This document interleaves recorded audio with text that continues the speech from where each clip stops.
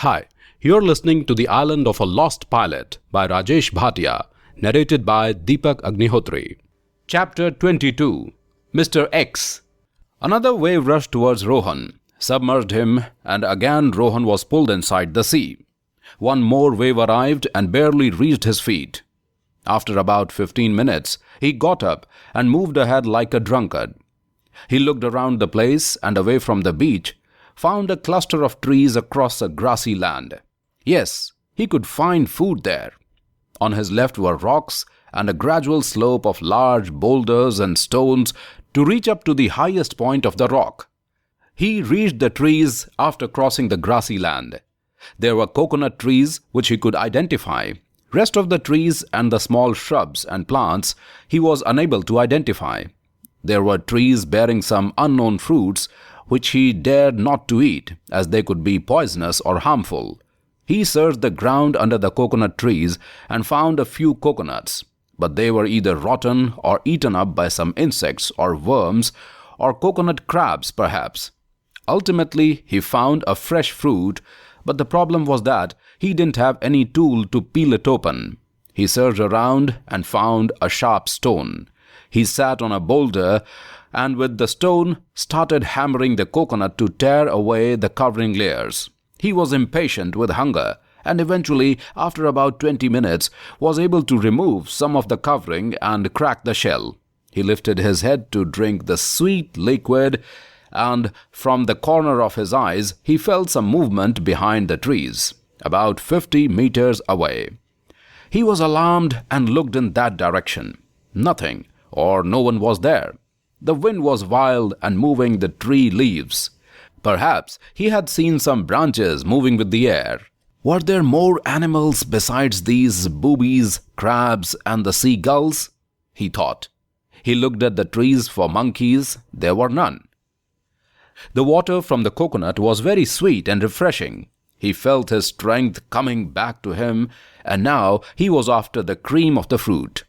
Within a few minutes of more labor and ultimately with blows of the stone, he was able to break open the shell. He found a hard twig, tore it with his teeth to form a flat spoon-like tool so as to eat the sweet cream of the fruit, as it was difficult for his teeth to reach to the last depth of the fruit. All the time, while he was busy with the fruit, he felt a tingling sensation in his spine that he was being watched. Was there some tribe living at the island? What will be his fate if they happen to be cannibals? Or even if they were not cannibals, they may not like an intruder on their island. Or some dangerous creature lived on the island. The creature must be hiding somewhere, watching him, and was surely planning to attack him. He will be able to face any creature or anyone who comes to harm him only when he will have enough strength with him. With this idea, he found some more coconut fruits and became busy with them. He had consumed one more fruit after 20 minutes and was busy with the third coconut when suddenly the fruit fell from his hands on the ground and he lowered himself to lift it up. Meanwhile, from nowhere, a large brick-sized stone came rushing towards his head, and if he hadn't lowered himself to pick up the fruit, he would have died on the spot with the blow of the stone on his head. The two fruits had made him sufficiently strong. Had he been the same Rohan as he was about 1 hour back, he would not have had enough strength to lower himself. It was now sure that the attacker was a human being and had hid himself behind the trees. He lowered on the ground and hid himself behind the stone. He carefully raised his head to look at the attacker and found no one. The attacker was hiding again. Rohan looked towards the cluster of trees. He had to go there. At this open place, he was an easy target for the attacker or attackers. He targeted at a place where 4 or 5 trees were clustered together and ran towards that place with the coconut and the stone in his hands. He found shelter behind the 4 trees and immediately searched for something that could be used as a weapon. He collected some stones at a place. He looked around and found a low branch of one of the trees. He applied all his strength and with a great difficulty succeeded in breaking a twig, which was a one-hand job for him 2 days earlier. He removed the leaves from the twig and soon had a 3 feet long stick in his hand. He packed his pockets with some stones, held the stick in the hand, and carefully placed himself behind a thick tree and stood for a close watch for the attacker. He waited for about 1 hour, completely hidden and without moving. Ultimately, the attacker appeared stealthily, carefully looking around for him. The attacker was from the Stone Age, completely naked, with shabby hair and long beard, which were never trimmed. The skin was extremely tanned, but the blonde hair revealed that he was a white man, more than 6 feet 3 inches tall, with a broad and hairy chest, had very broad shoulders, and a marvelous Herculean physique. He could not judge his age, but the attacker seemed to be extremely fit, savage, ruthless, and strong. Even in his best of health and strength, Rohan would not have dared to attack him. The attacker was carrying a large stone in one hand and a thick stick in his other. The stick was pointed at one end, a point sharp enough to pierce a human body. Rohan looked behind him to find more similar attackers, but found none. But there could be more, he thought. Rohan was in much more danger on this island. He was not able to fight even with this single attacker. If there are more, there was no chance of survival for him. The island seemed to be a very small place to hide. He will have to speak to the attackers and compromise with them by convincing that he was not an enemy, that he didn't intend to harm them and wanted to be a friend. But will they understand his language? Ultimately, he decided to go out and have a talk with the savage man. But before going out, he ensured that his pocket had sufficient stones.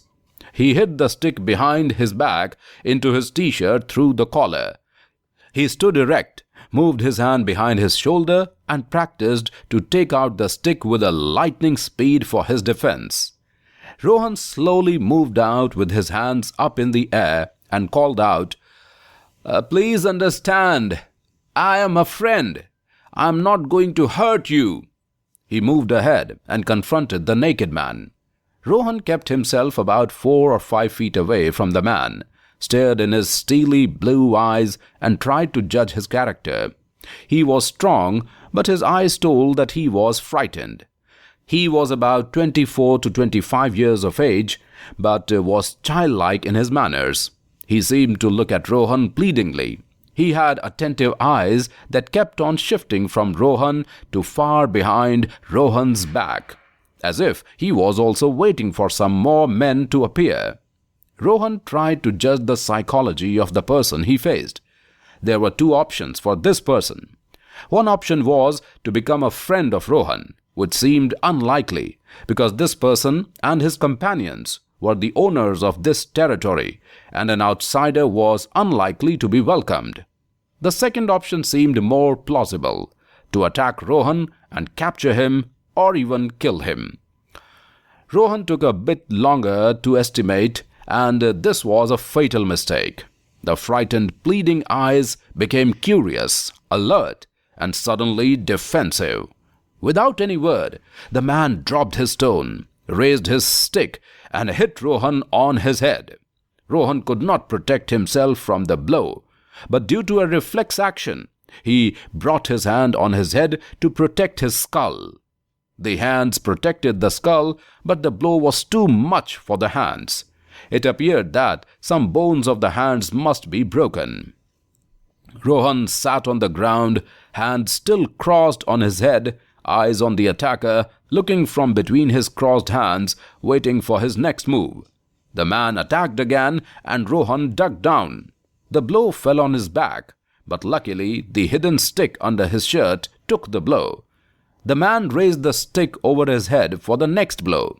This blow could be serious, and his luck will not always help him, thought Rohan, and gathering strength from his reserves, forgetting about his still numb hands, held the stick firmly with his both hands. He knew that he will not be able to snatch the stick away from the grips of the strong man, and therefore hit him hard in his stomach with the flat of his foot while rolling on his back. The man left the stick and held his stomach with his both hands and fell on the ground, as his balance gave way while he let the stick go away. Rohan immediately withdrew his stick, which was thin, light, small and handy as compared to the fallen heavy stick of the attacker. He hit the attacker on the shins, who cried in pain and rolled on his stomach, exposing his back portion.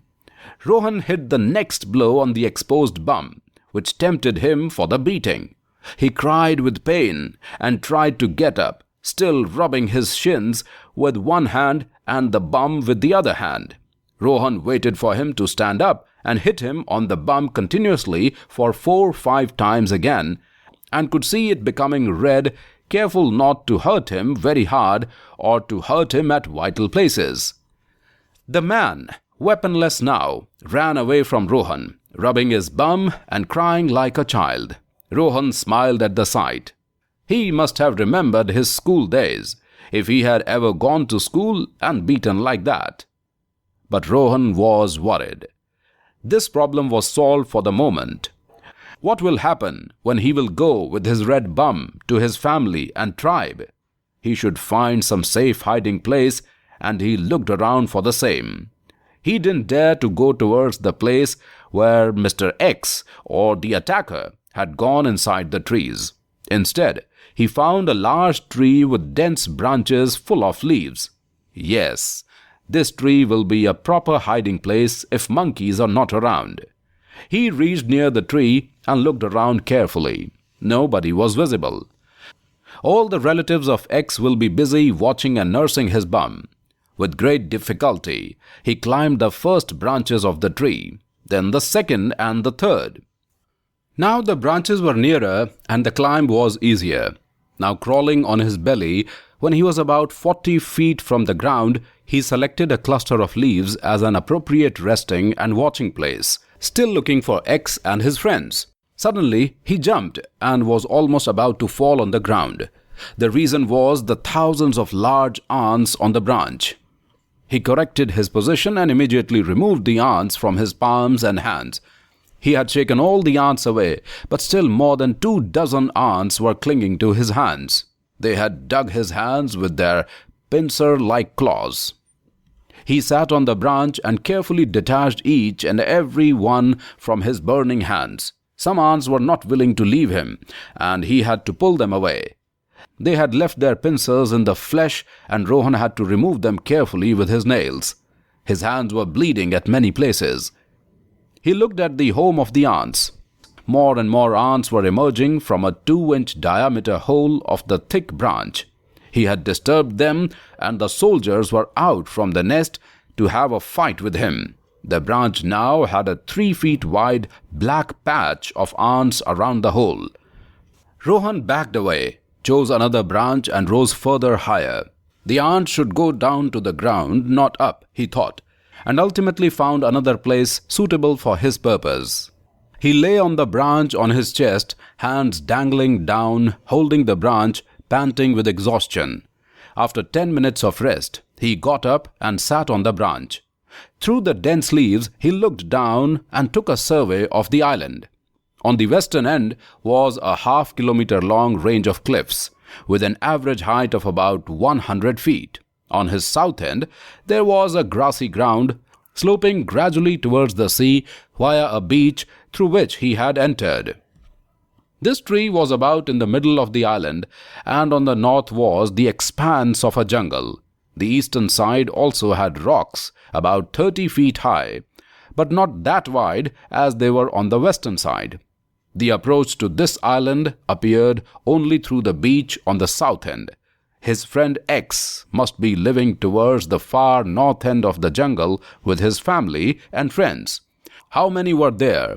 I need to find out before the night falls, he said to himself, and tried to find the whereabouts of X. About 300 meters away, he could see a nice place under the trees where X could be seen moving around. Rohan watched him continuously for more than half an hour, but could not find any other person with him. Was he alone on this island? Who was he? From where has he come? How he had reached here? Since how long he was here? Or perhaps he was unable to see his family, as they might be hidden away from his view. As a whole, the finding of a person alone or a small group of people on an island cut off from the civilization was very strange. Tired, again he lay on his chest, clasped the tree branch firmly, closed his eyes, and dozed for some time. He woke up with a start when in his dream he found himself tied naked on a large stone with his bottoms exposed, and Mr. X, his papa, mama, brother, sister, friends, and other family members were beating him nicely in order to take revenge.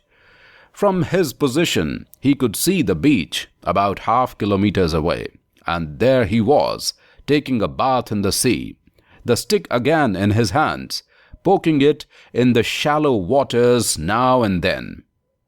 Trying to kill some fish, perhaps. Rohan had this beautiful chance to look the living place of X if he was alone. If he had companions, then why were they hiding?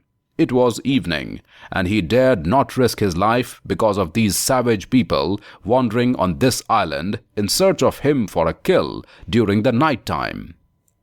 The aircraft landed at 4 p.m. and was parked at the place allotted.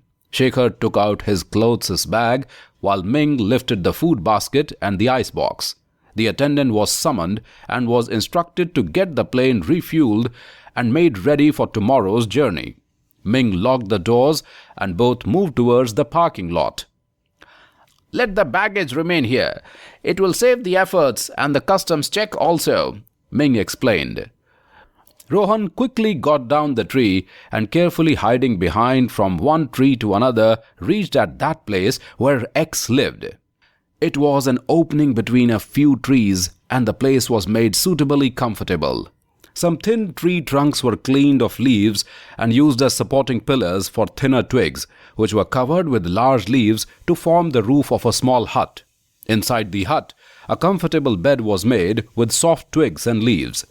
The hut belonged to a man from the Stone Age. In a corner, some coconut shells were placed, which were used as bowls for storing some liquid or food items. Some wooden pieces shaped crudely like spoons were lying neatly in a row beside the shells.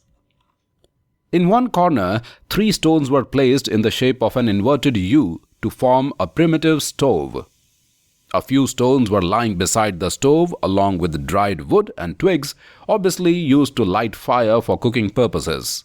In one corner, hanging on a projection of a branch, were some torn clothes. He wondered why, in spite of having these clothes, X was wandering nude. He liked it that way, or perhaps he used to wear them on special occasions. Rohan was about to rummage in the pockets of the clothes to find some clue about X. But his eyes wandered towards an oblong mound of earth in one corner, outside the hut, which looked like a grave. He moved near the mound and scrutinized it. It was indeed a grave. Small stones were embedded clumsily on the mound here and there. On the top was a cross made of 2 wooden pieces irregularly cut and shaped. The 2 wooden pieces were tied together with wild vines, as perhaps nails were not around. Grass had grown in between the place, which was devoid of stones. A wild, orange-colored flower of some unknown variety was placed on the grave. Obviously, this grave belonged to someone very dear to X. Rohan was suddenly overcome by a feeling of melancholy about the place. What was behind the sadness? Came the sound, and an arrow appeared from behind the trees, missed Rohan, and dug into the grassy patch inside the grave. Rohan was so much engrossed in the hut and its atmosphere that he had completely forgotten about the dangers from his nude enemy, that too when he was visiting his territory. He quickly lay flat down on the ground and turned to face his attacker, who was none other than X, holding a self-made bow and some arrows, came slowly aiming at him, with blood and hatred in his eyes. Rohan looked around, no place to hide, no place to run. X was moving slowly with his bow, full stretched with an arrow in position, ready to shoot at him. Rohan cursed himself for his carelessness and shouted, "Listen, listen! Please, please, don't listen to me! Please! X paid no heed, and another arrow missed him. Rohan expected so, as the arrow, being self-made, was slightly bent. X was very near now. Another arrow was on the bow. Rohan cursed, "Why have you come so soon? Why you had such a short bath?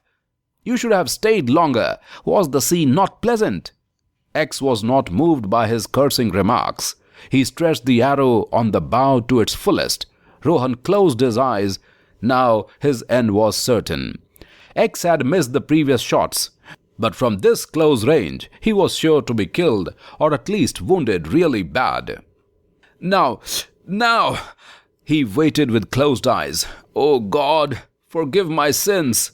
I am coming to you," and snap came the sound.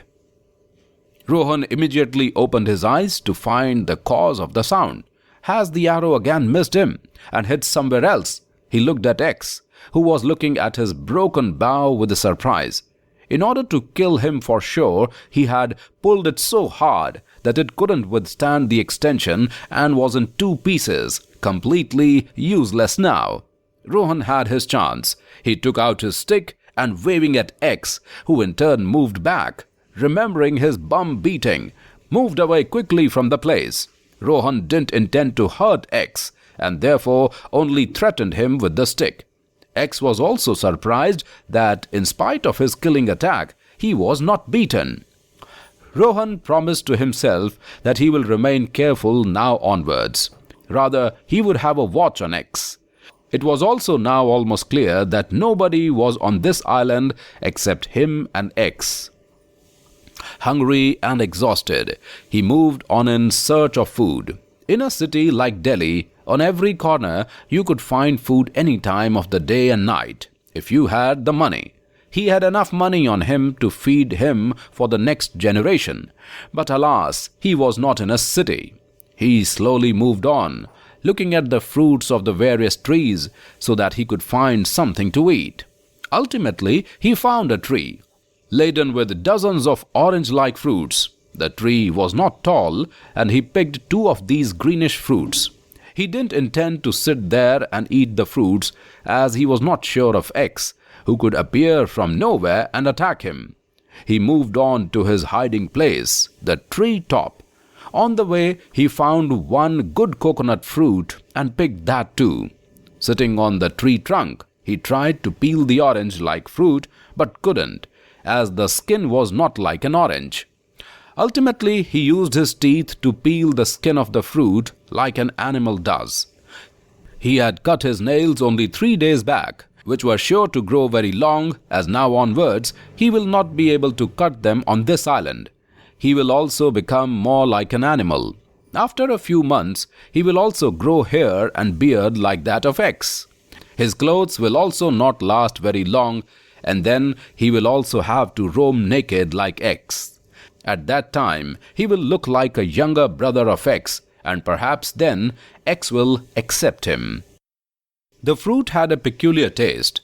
It was sour, not exactly like a lemon, but still very sour to eat. Finding no other food option, he slowly started eating it, making faces and closing his eyes tightly.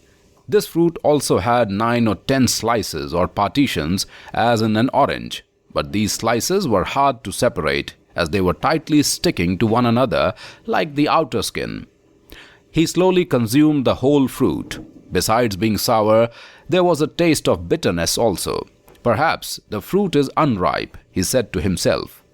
He felt better and became busy on the second fruit. This one he could tear fast.